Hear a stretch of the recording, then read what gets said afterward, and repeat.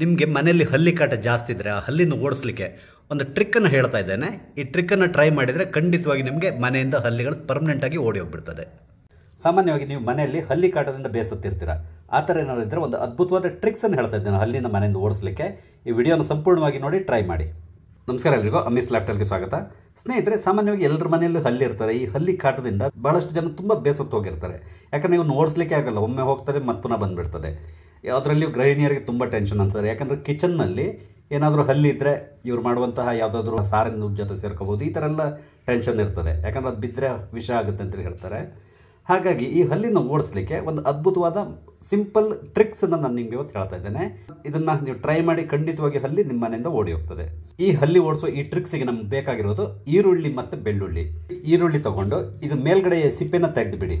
ನಾವು ಈರುಳ್ಳಿಯ ಮೇಲ್ಗಡೆ ಸಿಪ್ಪೆನ ತೆಗೆದ ಮೇಲೆ ಇದರದ್ದು 2 ಲೇಯರ್ನ 4 ಪೀಸ್ ಮಾಡ್ಕೊಳ್ಬೇಕು. ಮೇಲ್ಗಡೆ 2 ಲೇಯರ್ನ ಈ ರೀತಿಯಲ್ಲಿ ನೀವು ಪೀಸ್ ಮಾಡ್ಕೋಬೇಕಂದ್ರೆ ಒಂದು ಮೇಲ್ಗಡೆ 1 ಲೇಯರಲ್ಲಿ 4 ಪೀಸ್ನ ಮಾಡ್ಕೊಳ್ಬೋದು ಈ ರೀತಿಯಲ್ಲಿ. ಹೀಗೆ ನಂತರ ಒಂದು ಸೂಜಿ ದಾರ ತೊಗೊಳ್ಳಿ. ದಾರನ ಈ ರೀತಿಯಲ್ಲಿ ಸಿಕ್ಕಿಸಿ, ಅಂದರೆ ನೀವು ಕಟ್ ಹಾಕೋದು ಬೇಡ, ಗಂಟು ಹಾಕೋದು ಬೇಡ, ಜಸ್ಟ್ ಈ ರೀತಿ ಫಿಕ್ಸ್ ಮಾಡ್ಕೊಳ್ಳಿ ಸೂಜಿಗೆ. ನಂತರ ನಾವು ಈ ಈರುಳ್ಳಿನ ಈ ರೀತಿ ಕಟ್ ಮಾಡಿ ಇಟ್ಕೊಂಡಿದ್ದೀವಲ್ಲ, ಇದನ್ನು ಈ ಸೂಜಿ ದಾರಕ್ಕೆ ಪೋಣಿಸ್ತಾ ಬರಬೇಕು. ನೋಡಿ, ಈ ರೀತಿ ಬುಡದಲ್ಲಿ ಒಂದು ಗಂಟು ಹಾಕ್ಕೊಳ್ಳಿ, ಅಂದರೆ ಇದು ಜಾರಿ ಹೋಗಬಾರ್ದು. ನಂತರ ಈ ರೀತಿಯಲ್ಲಿ ಪೋಣಿಸ್ಕೊಳ್ಳಿ ಅಷ್ಟೇ. ಈ ಥರ ನಾವು ಮಾಡ್ಕೋಬೇಕು. ನಂತರ ಈಗ ಇಲ್ಲಿ ಒಂದು ಬೆಳ್ಳುಳ್ಳಿನ 1-2 ಪೀಸ್ನ ನಾವು ಸೇರಿಸ್ಕೋಬೇಕು ಲಾಸ್ಟಲ್ಲಿ. ಈ ರೀತಿ 2 ಬೆಳ್ಳುಳ್ಳಿನ ಕೂಡ ಸೇರಿಸ್ಕೊಂಡಿದ್ದೇನೆ. ನೋಡಿ, ಇಷ್ಟೇ. ಈ ರೀತಿ ನೀವು ಮಾಡ್ಕೊಳ್ಬೇಕು.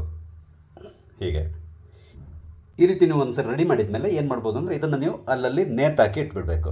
ನಿಮ್ಮ ವಿಂಡೋ ಹತ್ರ ಎಲ್ಲಿ ಹಲ್ಲಿಗಳು ಜಾಸ್ತಿ ಓಡಾಡ್ತವೋ ಆ ಸ್ಥಳದಲ್ಲಿ ಒಂದು ಮೊಳೆ ಇದ್ದರೆ ಮೊಳೆಯನ್ನು ಹಾಕಿ ನೇತಾಕಿ ಇಟ್ಬಿಡಿ. ಅಥವಾ ಹಲ್ಲಿ ಯಾವ ಕಡೆಯಿಂದ ಜಾಸ್ತಿ ಬರ್ತದೆ ಅನ್ನೋದು ಗೊತ್ತಿರ್ತದಲ್ಲ, ಆ ಸ್ಥಳದಲ್ಲಿ ಈ ರೀತಿ ನೇತಾಕಿ ಇಟ್ಟರೆ ಏನಾಗ್ತದೆ ಅಂತೇಳಿದರೆ, ಇದರ ಸ್ಮೆಲ್ಲಿಗೆ ಒಂದು ಈರುಳ್ಳಿಯ ಸ್ಮೆಲ್ ಮತ್ತು ಬೆಳ್ಳುಳ್ಳಿಯ ಸ್ಮೆಲ್ ಇದೆಯಲ್ಲ, ಇದು ತುಂಬ ಸ್ಟ್ರಾಂಗ್ ಆಗಿರೋ ಸ್ಮೆಲ್. ಅಂದರೆ ನಮಗಷ್ಟು ಗೊತ್ತಾಗಿಲ್ಲ ಅಂದರೂ ಹಲ್ಲಿಗಳಿಗೆ ತುಂಬ ಅಂದರೆ ಇಫೆಕ್ಟಿವ್ ಆಗಿರ್ತದೆ ಇದು.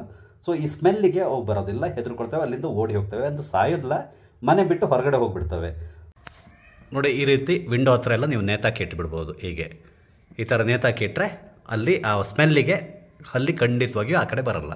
ಒಂದು 2 ದಿನಕ್ಕೊಂದ್ಸರಿ ಚೇಂಜ್ ಮಾಡ್ತಾರೆ. ಯಾಕಂದರೆ ಇದು 2 ದಿನ ಆದಮೇಲೆ ಇದು ಸ್ಮೆಲ್ಲೆಲ್ಲ ಕಮ್ಮಿ ಆಗಲಿ ಶುರು ಆಗ್ತದೆ. ಹಾಗಾಗಿ 2 ದಿನ ಬಿಟ್ಟು ಪುನಃ ರಿಪ್ಲೇಸ್ ಮಾಡಿ ಸಾಕು. ಈ ಥರ ಮಾಡ್ತಾ ಬಂದರೆ ನಿಮ್ಗೆ ಗೊತ್ತಾಗ್ತದೆ, 1-2 ದಿನದಲ್ಲೇ ಗೊತ್ತಾಗುತ್ತೆ ಹಲ್ಲಿಗಳು ನಿಮ್ಮ ಮನೆಯಲ್ಲಿ ಇದೆಯಾ ಅಥವಾ ಜಾಸ್ತಿ ಆಗಿದೆ ಕಮ್ಮಿ ಆಗಿದೆ ಅನ್ನೋದು ನಿಮ್ಗೆ ಗೊತ್ತಾಗ್ತದೆ. ಕಂಪೇರ್ ಮಾಡಿ ನೀವು ನೋಡ್ಕೊತಾ ಹೋಗ್ಬೋದು.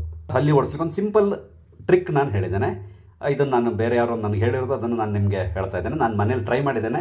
2 ದಿನ ಟ್ರೈ ಮಾಡಿ ಆದಮೇಲೆ ನಿಮಗೀಗ ಈ ವಿಡಿಯೋನ ನಾನು ಶೇರ್ ಮಾಡ್ಕೊತಾ ಇದ್ದೇನೆ. ಸ್ನೇಹಿತರೆ, ನಿಮಗೆ ನನ್ನ ವಿಡಿಯೋ ಇಷ್ಟ ಆದರೆ ದಯವಿಟ್ಟು ಲೈಕ್ ಮಾಡಿ, ಶೇರ್ ಮಾಡಿ. ಹಾಗೆ ಇಲ್ಲಿವರೆಗೆ ನನ್ನ ಚಾನಲ್ ಸಬ್ಸ್ಕ್ರೈಬ್ ಮಾಡಿಲ್ಲ, ದಯವಿಟ್ಟು ಸಬ್ಸ್ಕ್ರೈಬ್ ಮಾಡಿ, ನಂಗೆ ಸಪೋರ್ಟ್ ಮಾಡಿ. Thank you.